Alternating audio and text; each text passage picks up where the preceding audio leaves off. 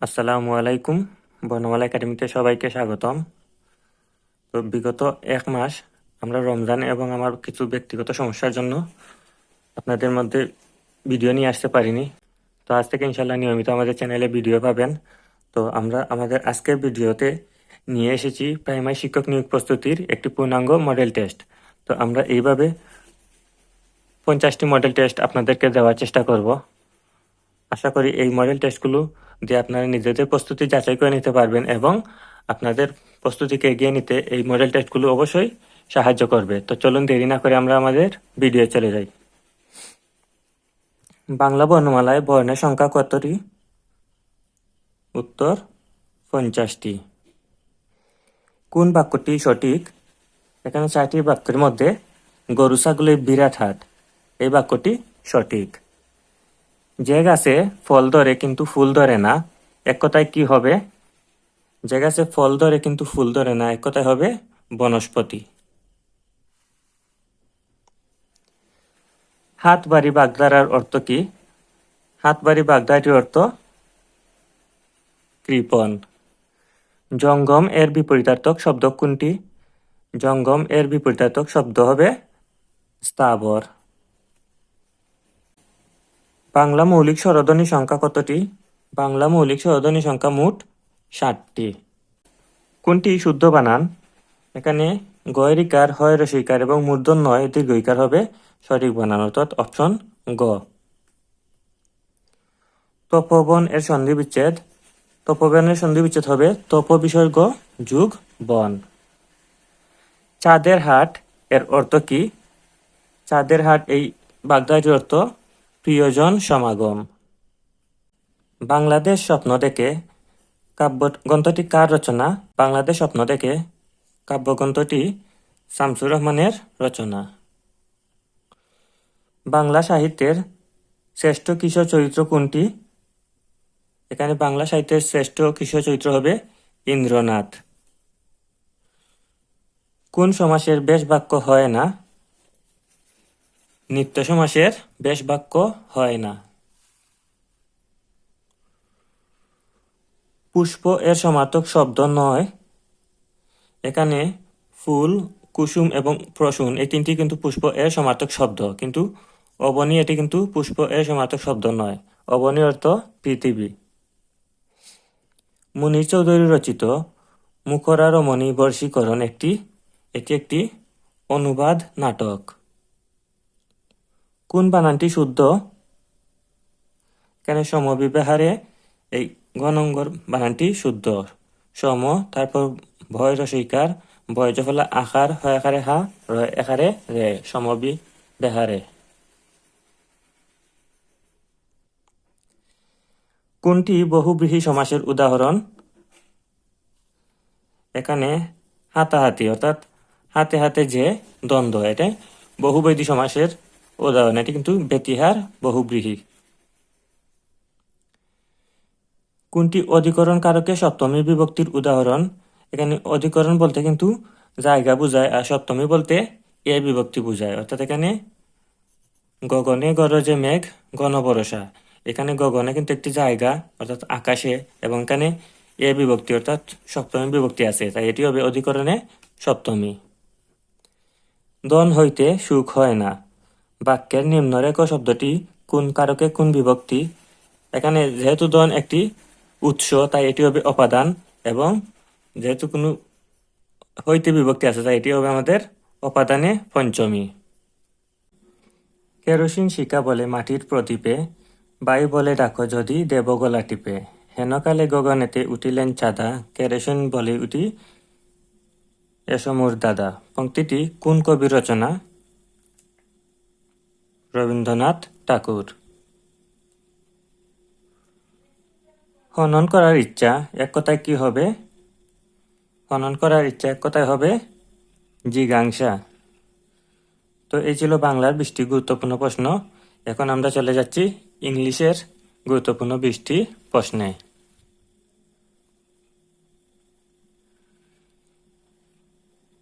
He was entrusted dash the care of his uncle. এখানে হবে two, entrusted এর পর সবসময় টু প্রিপোজিশন বসে। নিচে কোন বাক্যটি শুদ্ধ? এখানে বাক্যগুলোর মধ্যে paper is made from would, কারণ পেপার উড থেকে তৈরি হয়, তাই এখানে ফরম হবে। কোনটি ফিজিবল শব্দের সমার্থক শব্দ? এখানে ফিজিবল অর্থ কিন্তু ব্যবহারিক বা বাস্তবসম্মত, যার সমার্থক শব্দ হবে practical. Let him sing a song, বাক্যটি সঠিক পরিবর্তিত ভয়েস হবে let a song be sung by him. কোনটি ম্যাটেরিয়াল নাউন? এখানে এই 4টি অপশনের মধ্যে পেপার হচ্ছে material noun. The disgruntled man grumbled dash his fate. Grumbled এর পর এট প্রিপোজিশন বসে, তাই এখানে হবে grumbled at his fate. Bring to book এর অর্থ হচ্ছে, ব্রিং টু বুক মানে কিন্তু তিরস্কার করা, যার ইংরেজি শব্দ হবে রিবুক। কোনটি শুদ্ধ বানান?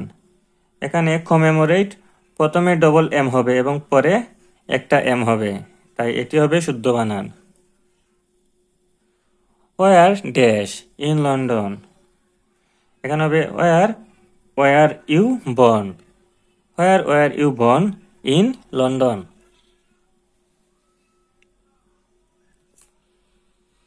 নিচের কোন বাক্যটি শুদ্ধ? এখানে lake Chilka is in Odisha, এই বাক্যটি হবে শুদ্ধ। জেন্ডার কত প্রকার? জেন্ডার 4 প্রকার: ফেমিনিন, ম্যাসকুলিন, কমন জেন্ডার এবং neutral gender. Throw cold water on এর অর্থ হচ্ছে, থ্রো কোল্ড ওয়াটার অন মানে কিন্তু কারো উৎসাহ নষ্ট করা, অর্থাৎ damp the spirit. Antonym of the word fantasy is, fantasy মানে কিন্তু কাল্পনিক, যার বিপরীত শব্দ হবে ফ্যাক্ট। এখানে ইলিউশন, ড্রিম এবং ক্রেডিট এই 3টি ফ্যান্টাসি এর সমার্থক শব্দ। এখানে আমাদের বিপরীত শব্দ চাইছে, তাই আমাদের উত্তরটি হবে fact. He said that he had come to see me, বাক্যের ডাইরেক্ট স্পিচ হচ্ছে he said I have come to see you. He is poor but honest, বাক্যের কনজাংশন কোনটি? এখানে এই বাক্যটিতে কনজাংশন হচ্ছে বাট, যেহেতু বাট শব্দটি পুয়ার এবং অনেস্টকে যুক্ত করেছে, তাই এটি হবে আমাদের কনজাংশন। মাদার লাভস, বাক্যে লাভস কিসের উদাহরণ? লাভস এটি কিন্তু intransitive verb. If we had a boat we dash the river, এখানে যেহেতু অতীতে আছে, তাই এখানে হবে would cross. If we had a boat we would cross the river. নিচের কোনটি শুদ্ধ বাক্য? এখানে let you and me do it, এটি হবে শুদ্ধ বাক্য। এখানে সিনারি এর আগে দা হবে না, সিনারি হবে না, লেট ইউ অ্যান্ড আই হবে না, লেট ইউ অ্যান্ড মি, এটি হবে শুদ্ধ বাক্য। কোনটি হ্যান্ডি শব্দের সমার্থক শব্দ? হ্যান্ডি অর্থ কিন্তু হচ্ছে উপকারী, যার সমার্থক শব্দ হবে ইউজফুল। কোনটি রিফ্লেক্সিভ প্রনাউন? এখানে আমরা জানি সেলফ যুক্ত সকল শব্দই হচ্ছে রিফ্লেক্সিভ প্রনাউন, তাই এখানে হবে মাই সেলফ একটি রিফ্লেক্সিভ প্রনাউন। তো এই ছিল ইংলিশের গুরুত্বপূর্ণ 20টি প্রশ্ন উত্তর। এখন আমরা গণিতের 20টি প্রশ্নের উত্তর দেখে নিব। যেহেতু একটি মডেল টেস্ট ক্লাস, তা আমরা কিছু কিছু গণিত বিস্তারিত আলোচনা না করে শুধু উত্তর দিয়ে যাব, এবং যেগুলো এই প্রশ্নের মধ্যে পারা যায় শর্টকাটে বোঝানো, তাই সেগুলো আমরা শর্টকাটে বোঝানোর চেষ্টা করব। তো চলুন আমরা অঙ্কে চলে যাই। আমাদের প্রথম অঙ্কটি আছে ক অনুপাত খ সমান 5:4 এবং ক অনুপাত গ সমান 6:5 হয়, তবে গ অনুপাত খ সমান কত হবে? এখন এটি যদি আমরা দেখি যে ক অনুপাত খ সমান দেওয়া আছে 5:4, আবার ক অনুপাত গ দেওয়া আছে 6:25, তাহলে আমরা এখানে এটিকে 5 লিখলে এটিকে লিখতে পারি 6, তাহলে এখানে আমরা যদি 6 দিয়ে এটাকে গুণ দিই তাহলে হবে 30, এটাকে গুণ দিলে হবে 24, আবার 5 দিয়ে এটাকে গুণ দিলে হবে 30, আবার 5 দিয়ে 25কে গুণ দিলে হবে 5কে গুণ দিলে হবে 25। আমরা এখানে দুইটা অনুপাত পেলাম যে গ হচ্ছে 25 আর খ হচ্ছে 24, তাই আমাদের উত্তরটি হবে 25:24। 2 নম্বর অঙ্কটিতে বলা হয়েছে একটি বানর 13 মিটার উঁচু পিচ্ছিল বাঁশের মাথায় উঠতে প্রথম সেকেন্ডে 3 মিটার উঠে এবং পরবর্তী সেকেন্ডে 1 মিটার নেমে আসে। বাঁশের মাথায় উঠতে বানরটি কত সময় লাগবে? এই অঙ্কটি কিন্তু আমরা সমাধান না করেই টেকনিকের মাধ্যমে উত্তরটি বের করে নিতে পারি। এখন যেহেতু বলছে যে প্রথম সেকেন্ডে 3 মিটার উঠবে এবং পরবর্তী সেকেন্ডে 2 মিটার নামবে, অর্থাৎ 2 নম্বর সেকেন্ডে নেমে আসবে, তারপর আবার তৃতীয় সেকেন্ডে উঠবে, চতুর্থ সেকেন্ডে নেমে আসবে। এইভাবে প্রতি বেজুর সেকেন্ডগুলোতে উঠবে এবং জোর সেকেন্ডগুলোতে নেমে আসবে। বাঁশের মাথায় উঠতে বানরটি কত সময় লাগবে চাইছে, তাই যখন বানরটি বাঁশের মাথায় উঠে যাবে তারপর কিন্তু আর তাকে নামতে হবে না, তাই সে বাঁশের মাথায় কিন্তু উঠবে বেজুর সময়ে। তাই আমাদের এখানে অপশন দেখতে হবে যে একটি বেজুর সংখ্যা আছে, তাই আমাদের উত্তরটি হবে ওই বেজুর সংখ্যাটি, অর্থাৎ 11 সেকেন্ড। কিন্তু যদি কোনো সময় অপশনে 2টি বেজুর সংখ্যা থাকে তাহলে কিন্তু আমাদের নির্ণয় করে নিতে হবে যে কত সময় লাগবে। তখন আমরা এই 13 থেকে এই 3 মিটার বাদ দিয়ে দিব, ওই 1 সেকেন্ডে যাবে এই 3 মিটার, তারপর এই 10কে আমরা 2 দিয়ে ভাগ দিয়ে আবার 2 দিয়ে গুণ দিব, তাই আমাদের লাগবে 10 সেকেন্ড, আর ওই 1 সেকেন্ড মিলে হবে 11 সেকেন্ড।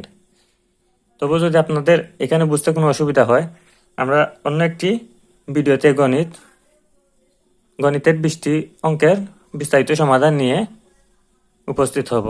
তো এখন আপাতত শর্টকাট নিয়মে গণিতগুলো দেখে নিন এবং আপনারা এভাবে শর্টকাট নিয়মেই করার চেষ্টা করবেন, কেননা পরীক্ষার হলে কিন্তু গণিত সমাধানের জন্য এক্সট্রা কোনো কাগজ পাওয়া যাবে না, এভাবে প্রশ্নের মধ্যে সমাধান করে নিতে হবে। তাই এভাবে বাসায় বেশি বেশি প্র্যাকটিস করতে হবে।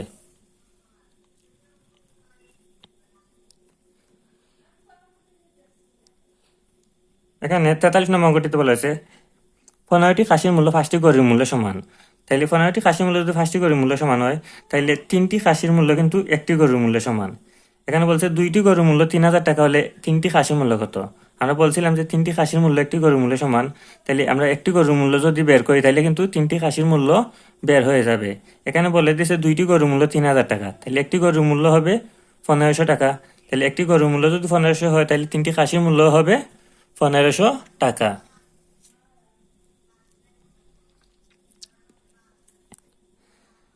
পরবর্তী অঙ্কটিতে বলা হয়েছে একটি কোম্পানি দিনে প্রথম 1000 টাকা বিক্রির উপর 5% লাভ করে এবং 1000 টাকার অতিরিক্ত বিক্রির উপর 4% লাভ করে। দিনে মোট 6000 টাকা বিক্রি হলে কোম্পানি সর্বমোট কত টাকা লাভ করে? এখন প্রথম 1000-এর জন্য লাভ করে 5%, তাইলে এই 1000-এর 5% হয়ে যাবে 50 টাকা। আবার বলছে যে পরবর্তী প্রতি 1000-এর জন্য লাভ করে 4%, তাইলে সে কিন্তু টোটাল আয় করছে 6000 টাকা। তাইলে এই 6000 থেকে এই 1000 যদি আমরা বাদ দিই তাকে 5000, ওই 5000-এর উপর কিন্তু সে 4% লাভ করছে, তাইলে এই 5000-এর 4% হয়ে যাবে 1000-এর 4% হবে 40, তাহলে 5000-এর 4% হবে 200। তাহলে এই 5000-এর লাভ করছে 200 টাকা আর ওই প্রথম 1000 লাভ করছে 50 টাকা, তাহলে আমাদের টোটাল 250 টাকা কিন্তু সে লাভ করছে, তাহলে উত্তরটি হবে 250 টাকা। পরবর্তী অঙ্কটিতে বলা হয়েছে a প্লাস b সমান 12 এবং ab সমান 35 হলে a স্কোয়ার প্লাস b স্কোয়ারের মান কত? এখন আমরা প্রথমে এমন দুইটি সংখ্যা ধরে নিব যেগুলো যোগ করলে 12 হয় এবং গুণ করলে 35 হয়। এখানে আমরা a যদি ধরি 7 এবং b যদি ধরি 5, তাহলে 7 এবং 5 যোগ করলে কিন্তু হবে 12, আবার 7 এবং 5 গুণ করলে হবে 35। তাহলে আমাদের কিন্তু এটা হচ্ছে 7 এবং বিটা হচ্ছে 5। এখন বলছে a square plus b square এর মান কত? তাহলে এখন আমরা বলতে পারি যে 7 স্কোয়ার প্লাস 5 স্কোয়ার অর্থাৎ 49 প্লাস 25, তাহলে 49 এবং 25 যোগ করলে হবে 74, তাহলে আমাদের উত্তরটি হবে 74। আমাদের পরবর্তী অঙ্কটিতে বলা হয়েছে 30 জন লোক কোনো কাজ 24 দিনে করতে পারে। কাজ আরম্ভের 12 দিন পর 15 জন লোক চলে গেলে বাকি লোক কতদিন অবশিষ্ট কাজ সমাধান করতে পারবে? এখন 30 জন লোক কাজটি 24 দিনে করতে পারে, কিন্তু তারা 12 দিন করছে, তাহলে কিন্তু ওই 30 জন লোক এই বাকি কাজটি 12 দিনে শেষ করতে পারে। এখন 15 জন লোক চলে গেছে, তাহলে 30 জন লোকে যদি ওই কাজটি শেষ করতে 12 দিন লাগে, তাহলে এই 15 জন লোকের কাজটি করতে ডবল সময় লাগবে, তাই 12 এর ডবল হয়ে যাবে 24 দিন। তাহলে আমাদের উত্তরটি হবে 24 দিন। পরবর্তী অঙ্কটিতে বলছে এক দোকানদার 12 দিনে 504 টাকা আয় করলেন। প্রথম 4 দিনের গড় আয় 40 টাকা হলে বাকি দিনগুলোর গড় আয় কত? 12 দিনে আয় করছে সে 540, 12 দিনে 504, আর 4 দিনের গড় আয় বলছে 40 টাকা, তাহলে এই 4 দিনে আয় করছে সে 440-এ 160 টাকা, তাহলে বাকি 8 দিনে সে আয় করছে 60, আর এখানে হবে 344। 4 থেকে 0 গেলে 4 এবং 50 থেকে 16 গেলে হবে 34, তারপরে 344 বলছে যে গড় আয় কত। এখন এই 344-কে 8 দিয়ে ভাগ দিলে কিন্তু আমাদের উত্তরটি পেয়ে যাব। 4 8 32, এখানে থাকবে 2, 4 6 24, তাহলে আমাদের উত্তরটি হবে 3 8 24, তাহলে আমাদের উত্তরটি হবে 43 টাকা। আমাদের পরবর্তী অঙ্কটিতে একটি ধারা দেওয়া আছে 7 10 16 28 52, পরবর্তী সংখ্যাটি কত হবে? এখন যদি আমরা দেখি 7 থেকে 3 বৃদ্ধি হয়ে কিন্তু 10 হয়েছে, 10 থেকে 6 বৃদ্ধি হয়ে 16 হয়েছে, 16 থেকে 12 বৃদ্ধি হয়ে 28 হয়েছে, 28 থেকে 24 বৃদ্ধি হয়ে 52 হয়েছে। এখানে পার্থক্য কিন্তু প্রতিবার ডবল হচ্ছে, প্রথমে 3 ছিল, তারপর 6, তারপর 12, তারপর 24, তাহলে আমাদের পরবর্তী পার্থক্যটি হবে 48, অর্থাৎ এই 52-এর সাথে 48 যোগ হলে যত হবে এখানে পরবর্তী সংখ্যাটি ততই হবে, তাইলে 52 এবং 48 যোগ করলে হবে 100, তাই আমাদের উত্তরটিও হবে 100। আমাদের পরবর্তী অঙ্কটিতে বলা হয়েছে √1 + √1 এর বর্গ কত?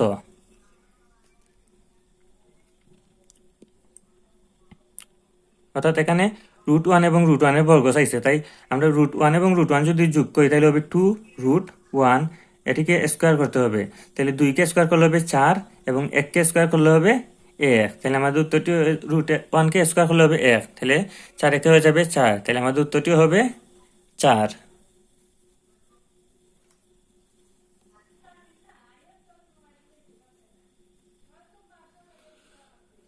পরবর্তী অঙ্কটিতে বলা হয়েছে দুইটি সংখ্যার গসাগু 16 এবং লসাগু 192, একটি সংখ্যা 48 হলে অপর সংখ্যাটি কত?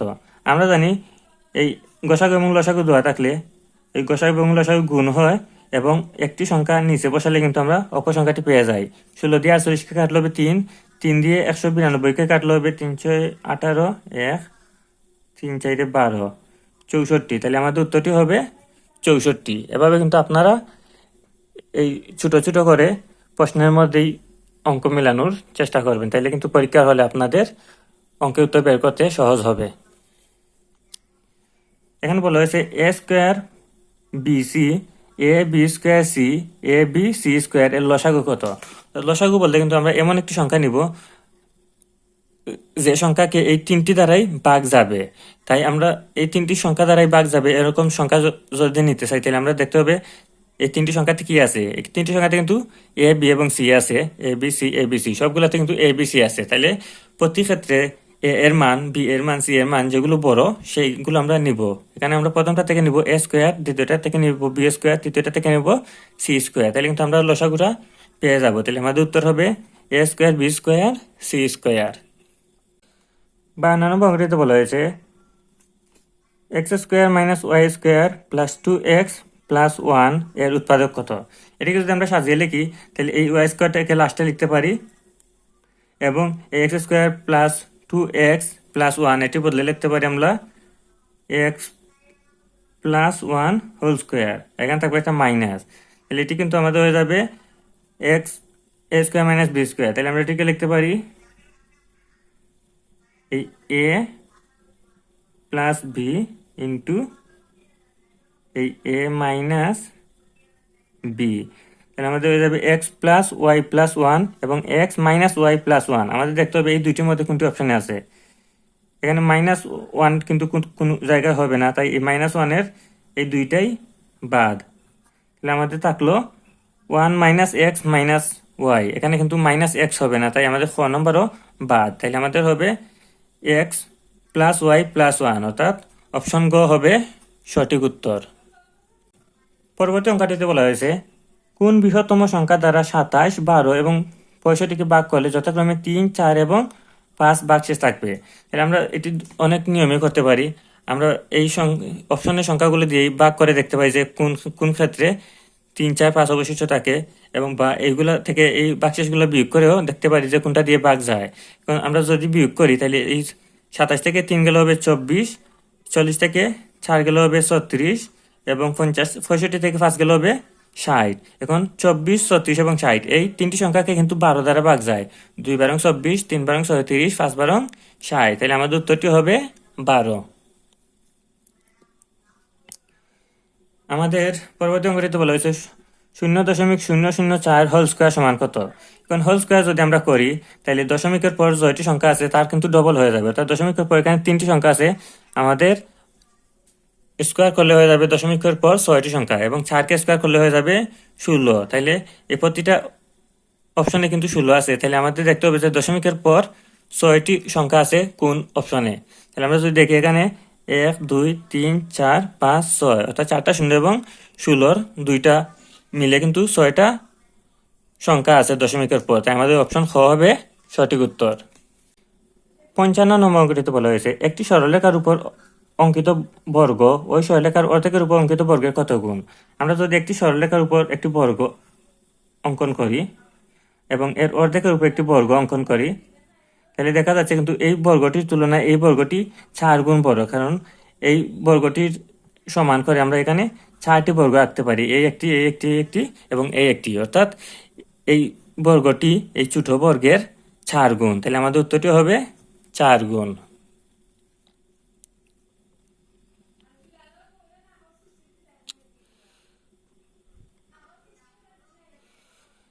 পরবর্তী অঙ্কটিতে বলা হয়েছে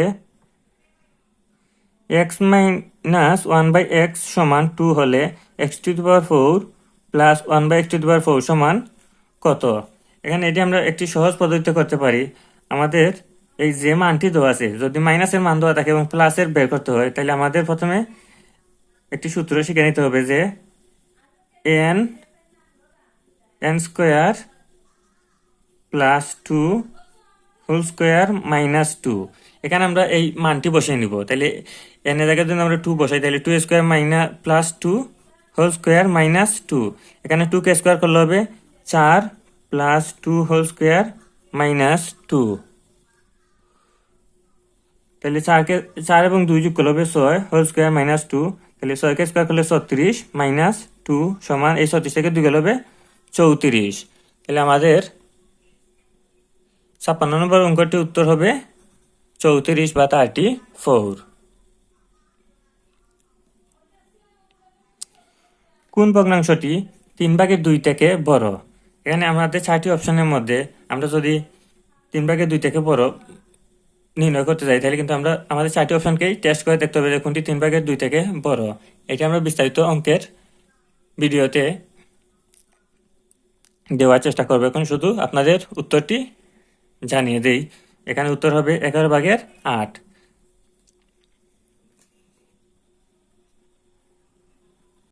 58 নম্বর অঙ্কটিতে বলা হয়েছে 9a square plus 16b square রাশিটির সাথে কোনটি যোগ করলে পূর্ণবর্গ সংখ্যা হবে? আমরা জানি যে পূর্ণবর্গ সংখ্যা হতে হলে অবশ্যই বীজগণিতিক সূত্রের মধ্যে পড়তে হবে। এখন আমরা এই 9a স্কোয়ারকে লিখতে পারি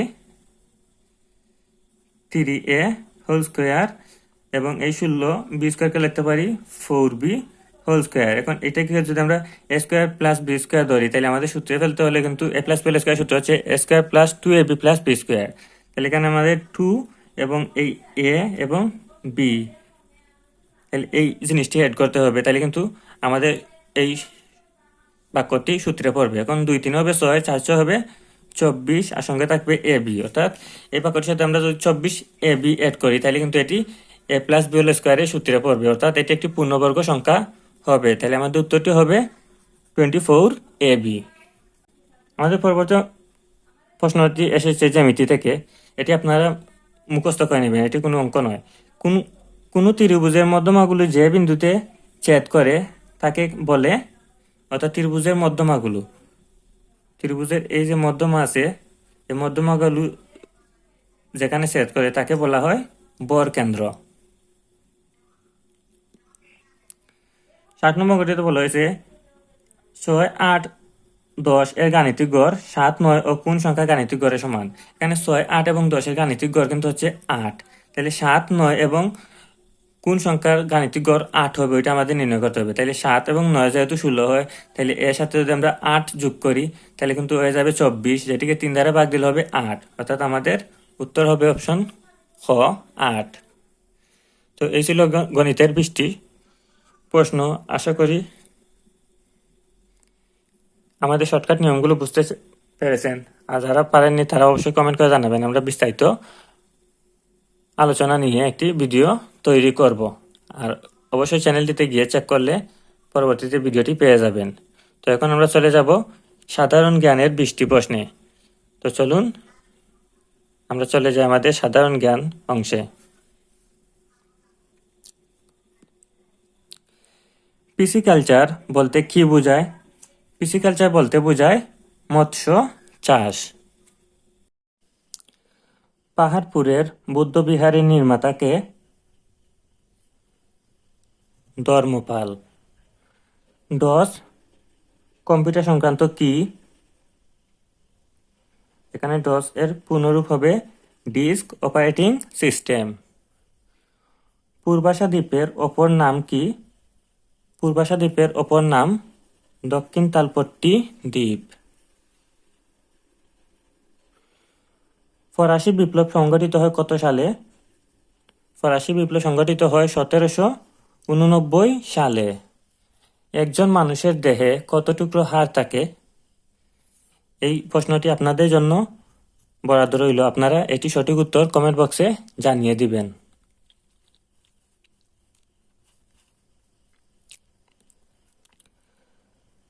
মৌলিক পদার্থের ক্ষুদ্রতম কণা যা রাসায়নিক বিক্রিয়ায় অংশগ্রহণ করে তাকে বলা হয় পরমাণু। হেরাল্ড ট্রিবিউন প্রকাশিত হয় হেরাল্ড ট্রিবিউন প্রকাশিত হয় নিউ ইয়র্ক থেকে। বিদ্যুৎ প্রবাহের একক অ্যাম্পিয়ার।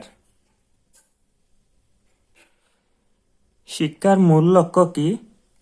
শিক্ষার মূল লক্ষ্য মূল্যবোধ জাগানো এবং ব্যক্তির গুণাবলী যথার্থ বিকাশ। মেরুরেখা বা অক্ষের দক্ষিণ প্রান্তকে বলে কুমেরু, আর উত্তর প্রান্তকে বলা হয় সুমেরু।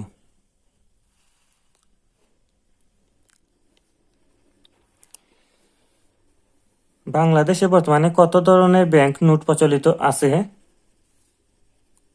এখানে 7 ধরনের ব্যাংক নোট প্রচলিত আছে এবং 3 ধরনের সরকারি নোট প্রচলিত আছে। আমেরিকা এশিয়াকে পৃথক করেছে কোন প্রণালী? এখানে আমরা একটি সহজ নিয়মে মনে রাখার জন্য একটি প্রবাদ পড়েছিলাম যে আমেরিকা থেকে এশিয়াতে আসা খুবই বোরিং, তাই আমেরিকাকে এশিয়া থেকে পৃথক করেছে বেরিং প্রণালী। 76 মন্বন্তর সংগঠিত হয়েছিল ইংরেজি কত সালে? 76 মন্বন্তর হয়েছিল ইংরেজি 1770 সালে, যেটি ছিল বাংলা 1176 সাল। বীরশ্রেষ্ঠ হামিদুর রহমানের পদবী কি ছিল? হামিদুর রহমানের পদবী ছিল সিপাহী।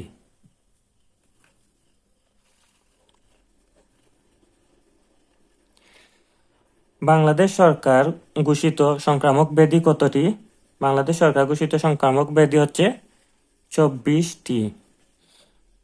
বাংলাদেশকে স্বীকৃতি দানকারী প্রথম আরব দেশ কোনটি? বাংলাদেশকে স্বীকৃতি দানকারী প্রথম আরব দেশ হচ্ছে ইরাক। এখানে আমাদের কিন্তু অনেকেরই ইরাক এবং ইরানের মধ্যে কনফিউশন লেগে যায়, তাই এই কনফিউশনটি দূর করার জন্য অবশ্যই বারবার এই প্রশ্নটি পড়ে যাবেন। জাতীয় সংসদে সংরক্ষিত আসনে মহিলা সদস্য সংখ্যা কত? মহিলা সদস্য সংখ্যার আসন হচ্ছে 50টি। বাংলাদেশ গণপরিষদের সংসদ নেতা কে ছিলেন? বাংলাদেশ গণপরিষদের সংসদ নেতা ছিলেন শেখ মুজিবুর রহমান। পূর্ববঙ্গ জমিদারি দখল ও প্রজাস্বত্ব আইন কবে প্রণীত হয়? পূর্ববঙ্গ জমিদারি দখল ও প্রজাস্বত্ব আইন 1950 সালে প্রণীত হয়। তো এই ছিল প্রাইমারি শিক্ষক নিয়োগ পরীক্ষার পূর্ণাঙ্গ মডেল টেস্ট। আশা করি এই 80টি প্রশ্ন আপনাদের বিভিন্ন চাকরি পরীক্ষাতেই কমন পেয়ে যেতে পারেন। আর যেহেতু এটি একটি নিজের প্রস্তুতি যাচাইমূলক ভিডিও ছিল, তাই এই 80টি প্রশ্নের মধ্যে আপনি কতটি প্রশ্নের সঠিক উত্তর দিতে পারলেন এবং আপনার প্রস্তুতি কেমন তা অবশ্যই কমেন্ট করে জানাতে ভুলবেন না। আর আপনি যদি চ্যানেলটিতে নতুন হয়ে থাকেন তাহলে অবশ্যই চ্যানেলটি সাবস্ক্রাইব করে রাখবেন এবং আমার চ্যানেলটিতে ঢুকে গিয়ে আগের ভিডিওগুলো দেখে আসতে পারেন। আশা করি ভিডিওগুলো আপনার চাকরি প্রস্তুতিকে সহায়তা করতে অবশ্যই উপকারে আসবে এবং ভিডিওগুলো অবশ্যই আপনাদের ভালো লাগবে। আর ভিডিও সম্পর্কে কোনো মতামত থাকলে অবশ্যই কমেন্ট করে জানাতে ভুলবেন না। আর আমরা এরকম ভিডিও আগামীতে আরও নিয়ে আসবো কি না তাও কমেন্ট করে জানাবেন। সবার জন্য রইল শুভকামনা। আল্লাহ হাফিজ।